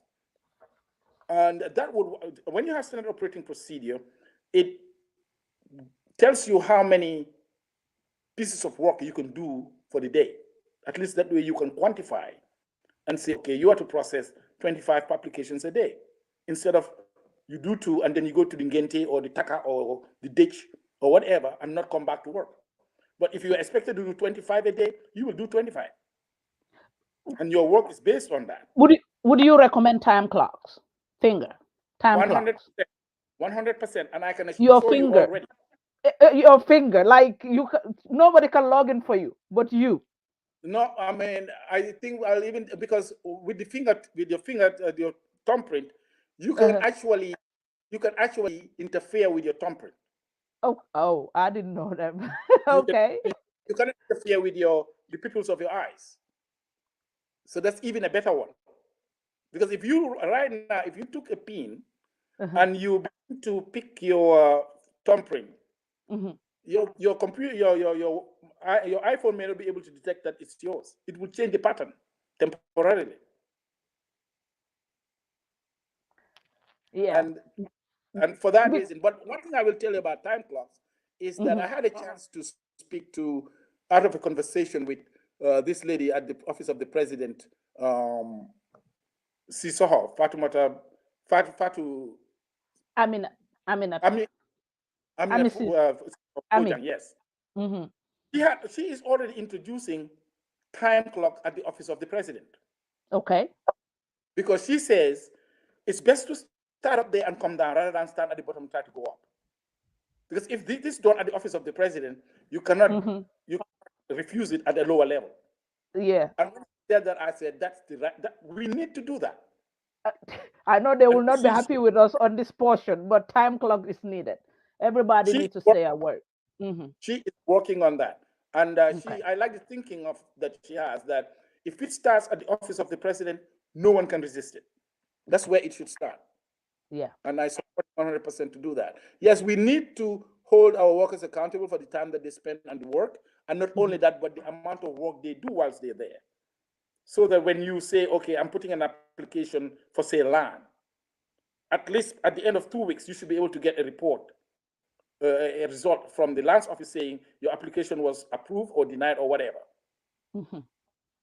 and why, and an opportunity to appeal the decision should you see a need. All of those things would wipe out, will remove corruption, because we talk about corruption and we have this tendency to think that it's coming from the highest office of the land. No, it's not. Do you know where the corruption is most? No. Middle management. Oh. That's where the bulk of the corruption is middle management. There are too many people looking at what's happening at the top. No one is looking at what's happening at the bottom. But at the middle management, they have a chance to know what's going on at the top and what's at the bottom. And they are the most decision makers. Because the top, when they make decision, is based on the recommendation of the middle management. And they'll bring you recommendations that, had you known, you'd hold your head and cry. I know of an incident. We did some, in a particular sector in the Gambia, we did some little unofficial experiment. investigation. Do you know there are people who go home with about $1 million a day? You mean money? Money. And they share among themselves. I got names. Inside the market, they don't have anything. They're paying taxes. You cannot steal that taxes and go home with it. Names.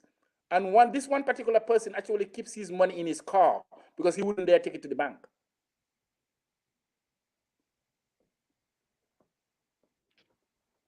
And this is all middle management. This is not high up there. This is the mistake we make. We want to look at who's at the top and say, of course, the people at the top have a legal responsibility and obligation to stop the corruption. Yes, they do. But most of it is done at middle management. Mr. Jasseh, before we go to security, in fact that's the reason why you are here. Be patient, because I have to ask Mr. Jasseh a few more questions. Before we go to security. Thank you for staying with us today. Mr. Jasseh, these people in other positions, they are getting per diem, they are gaining allowances, like they have seminar payment. I don't know. They have so many income coming in and left or right, but still we are paying them salary. What needs to be done so that other people could enjoy? At least they will have a little bit more money added to their salary in terms of like the police. A traffic police officer is paid a little. A teacher is paid a little. So these allowances, this per diem, they traveled, and what needs to be done? Or is it fair? Is that their right to have all that included with their salary? Yeah, when I was running for office, of course, if you're running for president, you better have an answer to all of these questions. And in order to do that, we engaged in a great deal of research, talking to people who were in particular positions, who had knowledge on certain things and stuff like that, because we wanted to come up with a solution to the problems. Because we know that's what the electorate would ask. What is your solution to this? And what I spoke with a group of people that were specialists in finance and stuff like that. And this particular issue came up about the per diem. And their view was that salary increment should not be across the board. It should start with those who do not have an opportunity to travel and get per diem. That's where it should start first. Because those who are getting per diems have some kind of an add-on to their salaries. So any increment should start at the bottom up to a level where just before you reach those levels where people begin to travel to get per diem. And then what you want to do is number one, government needs to look at other ways in which to raise revenue. And Gambia is full of opportunities to raise revenue. I have challenged both the Jammeh government and Mr. Barrow government that I can just on traffic from Banjul to Koina raise the Gambia government $1.5 million a day. Wherever you see so many vehicles, there is that much money in it. Vehicles are revenue areas for governments.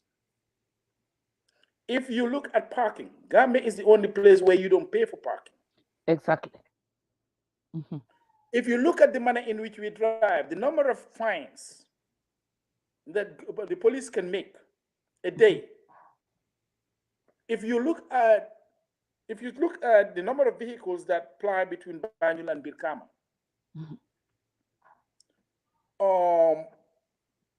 if we have the correct enforcement system, we will have a lot of revenue coming from the police, for the police alone, coming from the police enforcement, law enforcement alone. What we actually have to do is to also look at who is it that is traveling. We need to understand that it is very expensive. We all know for a fact that each time there is an opportunity for travel, there is bickering and fighting with internal fights for who will go. And that's only because of the per diem. That's only because of the per diem. Sometimes the management will even favor the wrong person that's not even qualified for. Yes, exactly. Yes, I agree. So we need to look at when is it necessary to travel. One of the things, I had a discussion with a particular European ambassador in the Gambia when we were talking about training. We agreed that it is unwise to send Gambians for training. It is expensive. If you were to send three Gambians for training, for instance, to London, for instance, or Germany, or anywhere, you have to pay them all of those allowances. All right, they may be trained as criminal investigators, but when they come back after the training, they end up in traffic, or they may be posted to another area that has nothing to do with what they were trained for. Exactly. And that becomes a waste. So the idea is, what I suggested to them is, if you're going to talk about, when it comes to criminal investigation, we have a lot of retired professionals from these countries. Bring them in country where we can train 100 people. It's cheap. We only have to pay the trainer, and everybody else is in country. You don't have to get them hotel room. You don't have to give them their lunch. They work 4 hours in the day. The other 4 hours they do it in the classroom, and the training can go for 3 months, and that's it. They would learn the same things they were going to learn when they were up there. And this time, not only 3, but you can do it for 100 people. So that way, even if there would be excess, there will always be an excess qualified personnel for every single area of the police, for instance. And there will be no need to fight one another to who would go on that trip. So it's the solution. Exactly. I mean, Binto is not even qualified to go, but because you like me or you favored me or I'm your niece, you just wrap me up, send me out there so I can get all the benefits. But Mr. Jasseh, there's another issue that we were advocating here on our platform. We felt like Arabic students have been forgotten in our country for 50-something years. They do Arabic. Arabic schools are private. They are not being helped. Arabic students, their parents are paying taxes equal to us English students' parents. Taxes have been paid, but they are not receiving any benefit. They pay school fees from primary 1 all the way to 12. But an English student will go for free. Their teachers are paid by the school fees that the students are paying. When it's time for holidays, I mean, their salaries are, their pay will be like less than 3,000 and Ostas, 2,000. During holidays, some schools cannot even afford to pay their teachers because school is out. Maternity leave is provided, but Arabic teachers are not included. So many issues. Arabic students that get serious education out there, they are pharmacists. They did it in Arabic. Some are medical doctors, economics, bankers. They are not coming home because when they come home, what do they tell them to do? What do we tell? Either you are ustaz or you can only teach. What can we do as a nation Um, to include these people? yes, there was a time when I was doing my studies on terrorism. We were looking at the group of people that are more likely to be radicalized, to get engaged in terrorism. And one of the things that professionals around the world pointed to was those group of people who may have studied just theology, whether it's Christianity or Islam, and they have no other skills. Out of frustration, they become very vulnerable to be lured into doing things in the name of Allah or in the name of God. Because terrorism is not only found among Islamic fundamentalists, we also find them in Christian fundamentalists. They also do the same things. So one of the first things that we should make as a policy is to make sure that when you learn something, you also learn a trade. And I'm glad you pointed out that those other people have a trade. They are either economists, they are, they have other things that they pharmacists, stuff like that. The unfortunate part for them for now, in which we must find a solution, is the fact that Arabic is not the official language and it's not widely spoken in the Gambia. And that put them at a disadvantage. So for those who have the opportunity to go abroad and study, as a government, I will say that if we are not going to take every scholarship that's offered to us in the first place, we must look at what we need and what will work and what would help the individual. Because if I allowed you to take a scholarship, say, to Saudi Arabia to study Quran, I want to tell the Saudi government, listen, if that man comes there or that woman comes there to study Quran, you must also teach them something else so that they can have a job, so that they can do both Quran and the job. But not only that, we want to take scholarships that when the student comes back to Gambia, they can be productive. Because right now, I want you, when you have time, to just do some research as to the number of Saudi children that have been sent to the United States to study. It's huge. It's huge. Because they want them to learn English. They want them to become part of the international community. They want them to be out there. They no longer want to employ foreigners to do certain things for them. They want their own children to do it. So they send them to countries where, such as the United States, the United Kingdom, and other places, to study a trade as well as the language, so that Saudi would become more international. Because we have to face reality that there are certain training. If you don't have it, it will become difficult for you to compete in the international at the international level. So you must prepare your nation, and you don't take whatever is given to you. You ask for what you want. I am against the idea that Gambia government tend to take every single scholarship that's given to us. We must review it and say if we like it or not. If we don't like it, we'll tell them what we want. If I don't want it, sorry, I don't want it. Give me what I want. This is what will work for my nation. Prepare, they can do things in Arabic, but they have to understand that they must find a way. We must find a way as a nation for them to translate what they've learned into usefulness for the country. Because if you, I know of a couple of people who are specialists in water resources, but they studied in Libya. They know everything that the one who studied in the United States or in the United Kingdom know about water resources. They know it as well, but they know theirs in Arabic. And that is what is hindering them from being employed within the Gambian system. What they did was they created their own company of drilling boreholes and things like that. They have the skills, but the language is a barrier. Language is always a barrier. And unfortunately, Gambia is a English-speaking country.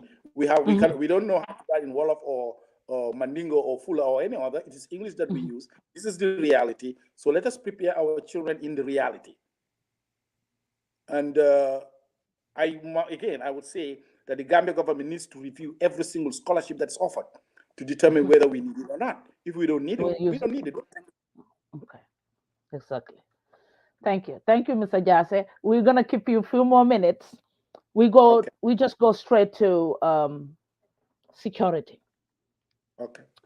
Gambians are showing serious concern about Gambia-Senegal relationship. Some time ago, we even heard Honorable Fabakari. He said, quote, "If we are not careful, we may probably fight a guerrilla war to reclaim our sovereignty from Senegal." We want to know your views about that.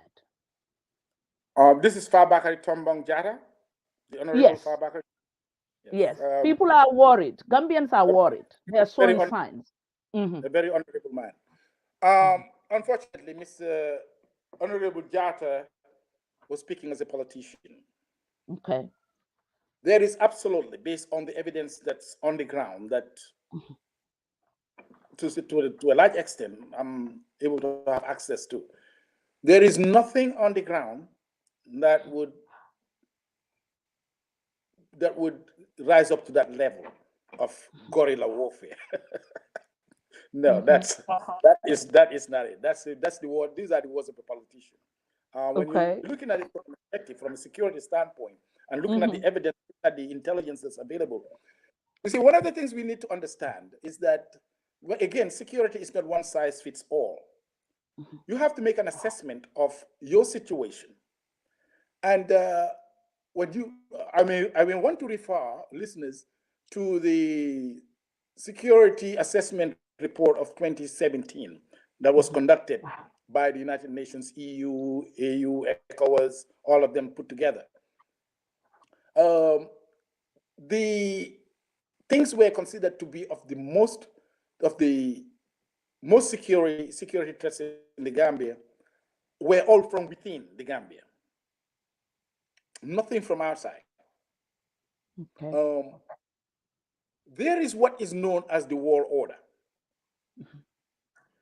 The world order is exactly why today the rest of the world is standing up against Putin in Ukraine. It's why the world is standing up against China in Taiwan. It's why the world went into Kuwait to remove Saddam Hussein. If for any reason Senegal were to go into the Gambia, China will go into Taiwan, Russia will go into Ukraine, and the world will not tolerate it from Putin. They're not going to tolerate it from Senegal. Senegal wouldn't even dare, and I don't think they are thinking about it, of doing anything militarily in the Gambia. They cannot and they will not. There is no need to be afraid. What is happening in Casamance has been happening ever since the time of Jawara. There is nothing new in Casamance, in the Casamance and Fonyi area. I was Director General of Immigration. On several occasions, I have traveled to that part of the country to take care of Senegalese refugees that come into the Gambia as a result of fighting in that area. You see, when in 2016 or 17, when Gambians were running over to Senegal, people were saying, hey, thank God to Senegal. Yes, thank God to Senegal. But do you know how many times Gambia have done that for Senegal? Hundreds of times. Hundreds. But it's not, in those days, we didn't have social media. So most people will not know. Only those that are affected and those who have to work in the sector would know. But many, many instances, we had traveled to Fonyi to receive Senegalese citizens from Casamance who were running away from and we help them, and then they will, when things quiet down, they return.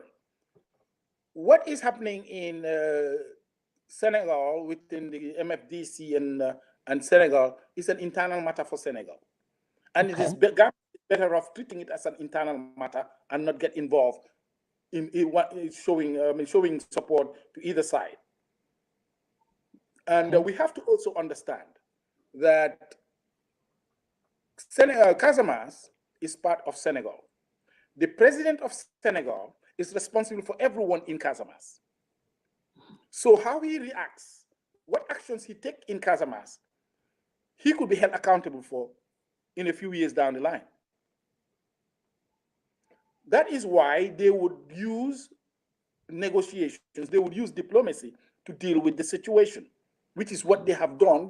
There's always, there might be fights here and there, but these are low-level fights. This is a low-level conflict. It's not high at all. So what the position that Gambia can take, it's that of trying to create an environment in which the Senegalese government can talk to the MFDC and Gambia not getting involved in it. But we also have to understand that Gambia has, as a nation, as a sovereign nation, has had certain agreements with other nations, including Senegal. And because of our geographical location, we cannot ignore Senegal. No, we cannot do that. There is a lot we can do with Senegal, and there's a lot we should be doing with Senegal in the area of security. But what we need are people in the security or foreign policy area who are sober enough to be able to draw a distinct line between what is the interest of the Gambia in Senegal vis-a-vis the MFDC Senegal conflict, so that we don't get caught up in it. Because it is not our interest to get caught up in it. We don't want it. But how can we avoid this recurrence, the attack that happened, the clash that happened? I was able to talk to people who had the first-class information on what has happened. And what happened was not an attack on MFDC from the Gambia. And I want to put every Gambian on notice that let us not be used as a tool for propaganda to extend the narrative that there was an attack on MFDC from the Gambia. That never happened. The Gambia government will never tolerate that. Senegal wouldn't even dare do that. They were there, they were chasing a timber truck. And the illegal timber trade, it's an international, it's covered by international law, of which Gambia, Senegal, and other nations signed an agreement. They were protecting the rosewood timber. That is what they're doing. That is what is part of their mandate. But when they chased after this truck led into MFDC area. And the shooting and the fighting began. But there was no attack. There has never been, and I can show you, there will never be an attack on MFDC from the Gambia. Gambia will not tolerate that. No way. I can assure you. This was a mere routine patrol that ran into a truck that had rosewood, that has timber. They chased them. They led them into a MFDC area, and the fighting took place. Mr. Jasseh, this agreement you just mentioned is called the hard pursuit. Do you think it's properly designed? Well, I mean, I have not seen anything in it that makes it illegal or unwise. Hot pursuit is international law. Because, for instance, let's put it this way. Let's say Gambia police officers are chasing somebody who just murdered somebody. And that person ran into Senegal. Gambia government police officers have a right to continue the pursuit whilst they contact their Senegalese counterpart that they have entered their territory, they're in hot pursuit. International law allows that. The thing about it is that it is only Senegal that seems to be in need to utilize such a law and agreement because of the Casamance situation. But Gambia also has the equal rights. It's just that we have not had yet a situation in which we need to exercise that right. But had Gambia wanted to get hold of someone who got into Senegal, our police officers or our security personnel will continue the pursuit. They will not stop it just because they've crossed the border, because there's an agreement between nations that you can continue, inform the host nation who would join, take over the lead whenever it's feasible, and you track down the criminal. And but they have threatened us. They have threatened the sometime last year, Umorto. They chased these truckers again with the timber, and they opened fire.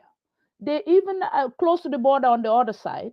They shot a young man. They pursue him all the way to Gambia, shot him, arrest him, took him back. Should they open fire in our country? Yes, ma'am. It's part of the hot pursuit agreement, because at that time, if it is necessary to utilize your firearm, the law allows you to utilize it for that particular purpose. The law allows it. If it were on Gambia side, we would be legally, we would be exercising our legal rights as a nation. Okay. It's just that in this case, it's Senegal that seem to be in need of that law, to utilize that law, and it has happened. Yes, because when you are pursuing someone and you come across someone using firearms on you, you can't say the law doesn't allow me to open fire. You have a right to defend yourself. Whether you are Senegalese or Gambian or Guinean or Guinea-Bissau or whoever, as long as you are engaged in a legal activity in the course of your duties, you can do that. But it's because of the politics of Gambia, Senegal, we tend to have this public notion that, oh, Senegal, they do it definitely. No. If you go back and you look at the true records, they have acted according to international law. Okay. And if we had the reason to act similarly, we would.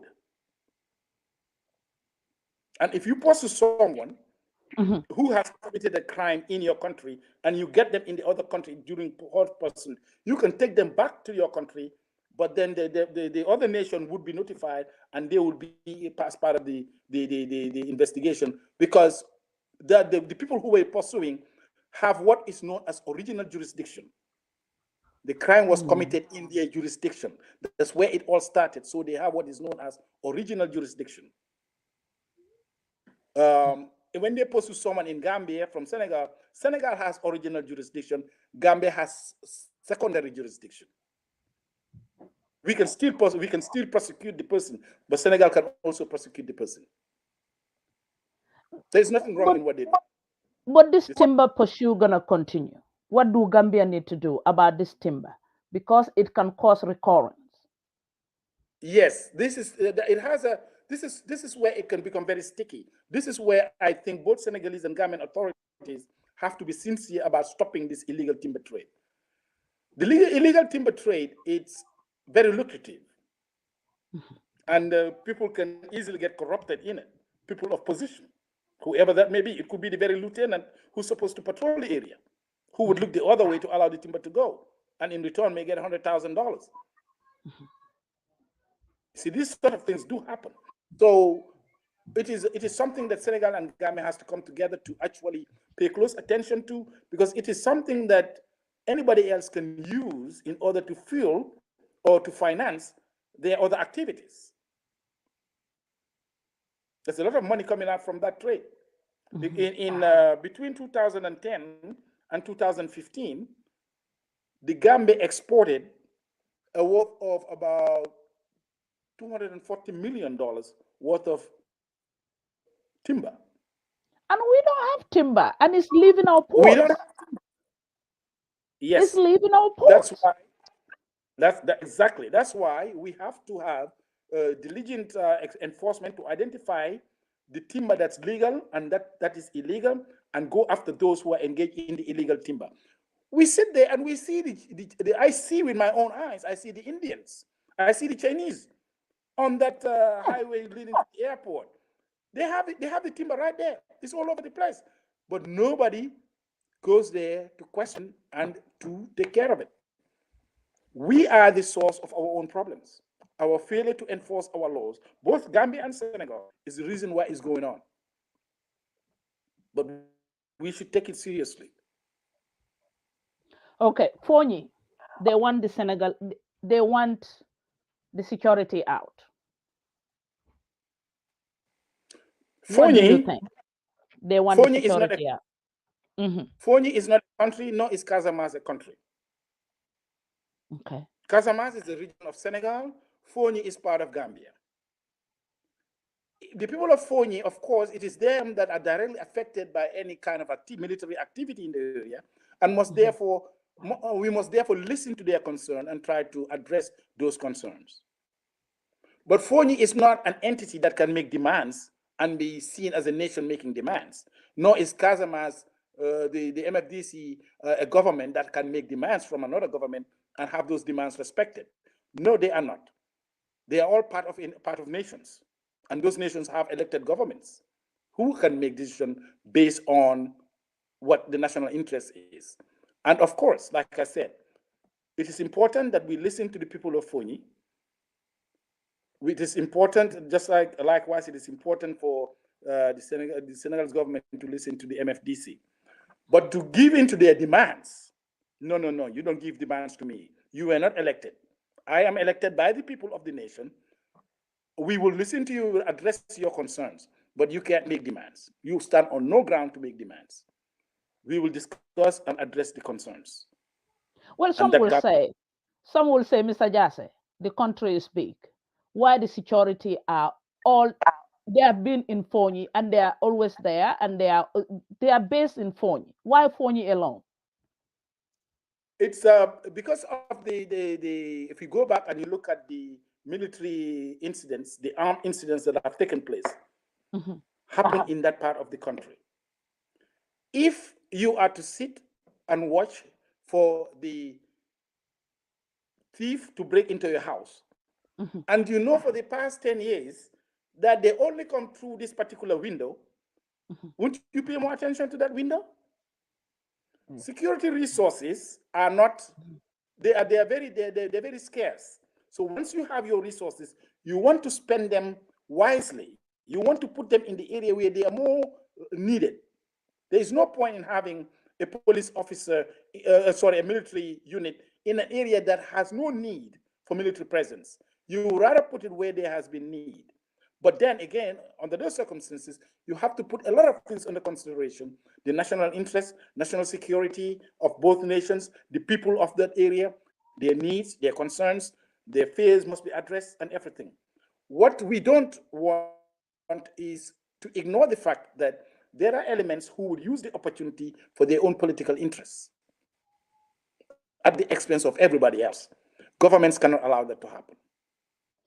Okay, how about if we say, okay, let's leave the security there, but swap them, remove the Senegalese security, and take other national security in other nationals, like the Ghanaian, the Economic that are there, Nigerians. How about that? Well, there are a lot of legal issues that has to come into place. First of all, we have to be specific. Who are this particular unit that you are referring to? Are they there on what agreement are they there? Are they there on the agreement we have with the bilateral agreement we have with Senegal, or are they there part of the ECOMIC? We need to clarify.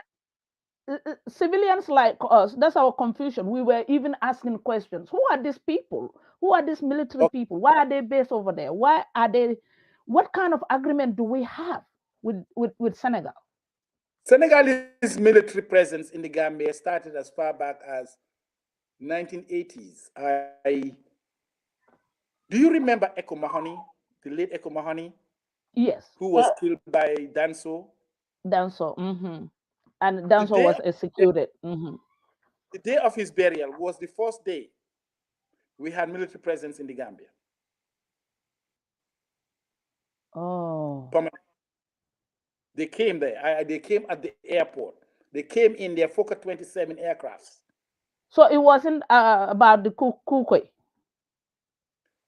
Whatever happened is these are things that governments would discuss based on information they have, and they make decisions based on that. Because at the end of the day, we elected them to make those decisions. Sometimes governments can explain why they are doing this, but sometimes it's not in their national interest to explain it. And citizens will simply have to accept it and hope at the end of the day that it's all done right. Yeah, sometimes curiosity. That's why you vote. If they don't do it right, you vote them out. Yeah. But curiosity kills a cat. Yeah. You cannot in in the middle of operations. Mm-hmm. Because sometimes we don't know everything that is happening. Whatever agreement Gambia has with Senegal, we may know some of those agreements, but some of them we may not know. And just because we don't know doesn't mean we shouldn't, it's not to our interest. It could very well be to our interest. But we don't know. I saw some of those during the course of my campaign. I saw some of those soldiers. I saw them. I saw a lot of Senegalese soldiers, but I understand that Gambia has a bilateral agreement with Senegal in terms of security way back. But and that has as a nation, do you think it's a security threat for us to know the details? It may be, because remember, there are bad actors who may use that information for purposes that are not to our interests. So the people that we've elected, whom we authorize to appoint people to do the work, we simply have to allow them to do the work. But if they do it wrong, that's when we get a chance to vote them out and bring in new people. That's the purpose of democracy. Okay, let's go to economic. Do you think their prolonged stay in the country will have any effect on the morals of our soldiers? Of course it would. If I am the head of the house, my wife and family lives here, but there's another man always in the house who seems to have equal authority in my house, you think I would like that? I would always feel jealous of that, because no soldier likes the prolonged presence of another soldier on his or her soil. So whenever there is a situation like the economic, there should be an exit strategy. What I would advise government now is we must now design an exit strategy, because at the end of the day, economic will have to leave sooner or later. That was my next question. Will they leave a vacuum? They will leave sooner or later. To think that they'll be there forever is unrealistic. They will leave. But we must prepare so that when they leave in a manner in which it is the interest of everybody. So that is the exit strategy. Without an exit strategy, you are forced to deal with situations you never planned for. But if for instance, Gambians were told, this is now the exit strategy, this is what we have done with our security, in the next 6 months, the Gambia will be able to, Gambia security apparatus will be in a position to give us the national security that we want, and ECOMOG will leave. The moment Gambians know it's 6 months' time, all of the urgency, all of the eagerness to see them leave kind of dies away, because we're like, okay, 6 months, that's not long, we'll wait. But at the end of the day, we must, and I'm sure, I know for a fact, the government is doing a lot in preparing our security agencies in order to be there 100% when ECOMIC finally leaves. Yeah. So I have no doubt about that. Final question. Final question, which is security reform. Has there any success registered as far as the reform is concerned? If yes, if you have any advice or recommendation, what will that be? Okay. There has been a tremendous amount of successes that have been registered as a result of security sector reforms. And I know this because I was involved in, I had a certain level of involvement in many of these areas. And I was also in a position to become aware of what else is going on in order to actually bring about the security sector reforms that Gambians were promised and the one that we want. I know all of the assessment was made, because that was done in 2017, where everything was identified, all of the problems were identified, and what needed to be done was also documented and ready to go. And right now, we have also got the national security policy, because for the 30 years of Jawara and the 22 years of Jammeh, Gambia never had a national security policy. If you don't have a national security policy, how can you define your national security? We were just living day in, day out, going about like God knows what. For the first time in history, the Gambia has a national security policy. And you can, if you can get in touch with the Office of National Security, you can get a copy of that. Or maybe it's online. You will see the national security policy of the Gambia. Now we have reached a point in which only the different institutions, security institutions, have to put in their own internal policies for the internal reforms. That's the level we're at. And then the elections came, and most of that work is ongoing, but at a much slower pace because so many people in government were involved in the political campaign, particularly the president and the cabinet. But I am confident that immediately after the April elections, we will go back to completing that work.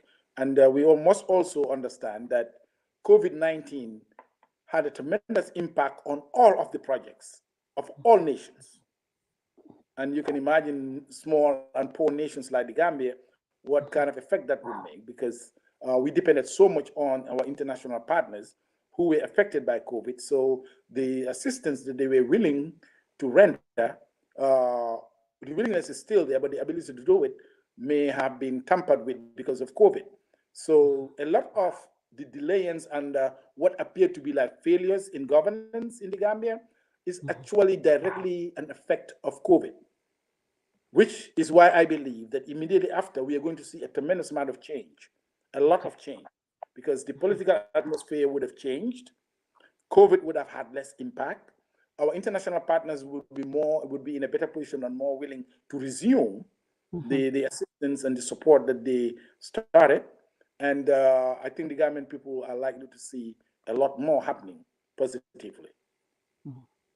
Mr. Jasseh, do you have anything in mind that you want to share with us? Yes. My thing is this. Let us remember that the young people are the ones that are going to take care of us now that we are old. We are getting old. We are getting to a point in which we must, whether we like it or not, hand over to a younger generation. People of my age and older, be ready, be willing, and be sincere in about to make this change. Because whether you like it or not, it's going to happen. And to those people whom we are going to pass on to, there is only one thing that can make the elders willing and ready to work with you. We don't want your money. We may not even want your ideas. We don't want anything. All we want is respect. That's all. When a man like Mr. Dabo is in politics, don't call him names. Don't call him a drunk. You've never seen him drunk. You just hear it. When you see a man like Mr. Barrow sitting there, don't say he's a sleeper. You don't know anything about him. You don't know what was the condition when he was sitting right there dozing off or appeared to be dozing off. And also all the other people, all of our elders and our younger ones, let us respect one another. Say what you got to say. Be strong in your position. Assert yourself, but do it with respect. Like they say, go malingawa is the same as dangadul. Instead of dangadul, just say go malingawa. It's the same thing. Choose the right words to express yourself. Do it with respect. Because what goes around is going to come around. Exactly. But the respect and the indiscipline that I see, not only on social media, even in the streets in Banjul and other places in the Gambia, it's a cause for concern. Let us respect one another. That's all. I'm honored. Thank you. Thank you. Thank you. We will have you back again another time when you have time. Okay? Okay, I hope you weren't disappointed. Oh my God, you did wonderful. But I'll talk to you later. Thank you so much. All right. Mwah. Uncle Jazzy, Thank thank you, thank you, thank you. Mwah. you. Oh my goodness. Oh my goodness. I am so honored. Yeah. Oh, where's our people? Binto Media Network. We appreciate each and every one of you taking all the time to be with us here today. Mr. Jasseh have answered and answered and answered and answered. I could not open the line because I have kept him so long, and my connection somehow I have to be going back and forth. Either he will not hear me or you guys will not hear me. But I really appreciate y'all coming back today again. Follow and share. Follow and share this information. Sometimes you agree or disagree with someone. Just take your time and listen. You might learn one thing from that conversation. So we do appreciate Mr. Jasseh taking all his time coming to have a conversation with us, grassroots poor people like Binta. Uh, no, Londo.